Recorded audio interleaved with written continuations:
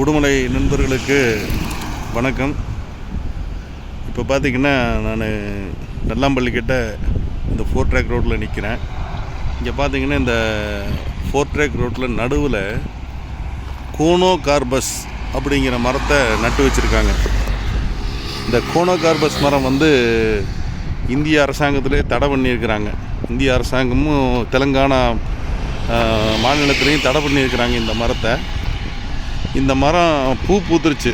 பூ பூத்து இப்போ வெடிக்க ஆரம்பிச்சிருச்சு.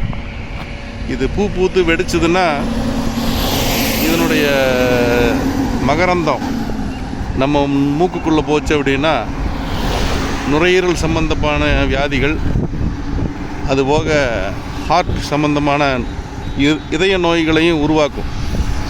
அதுபோக நிலத்தடி நீரை பல லட்சம் லிட்டரை உறிஞ்சி சாப்பிட்றோம். வறண்ட பூமி ஆக்கிடும் இந்த இடத்த.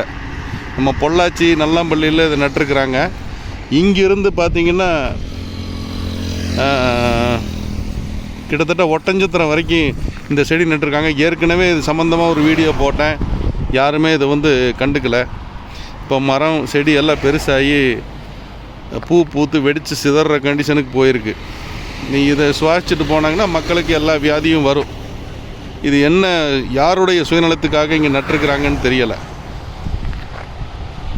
யாருடைய சுயநலத்துக்காக நட்டுருக்குறாங்க, இல்லை தமிழ்நாட்டை அழிக்கிறதுக்காக நட்டுருக்குறாங்களான்னு தெரியலை.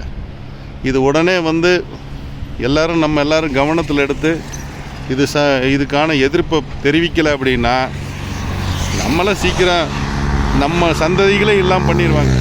அவ்வளோதான். யாருமே இதை பற்றி கண்டுக்க மாட்டேங்கிறீங்க. இதோட 2வது தடவை இந்த வீடியோ போடுறேன் நான்.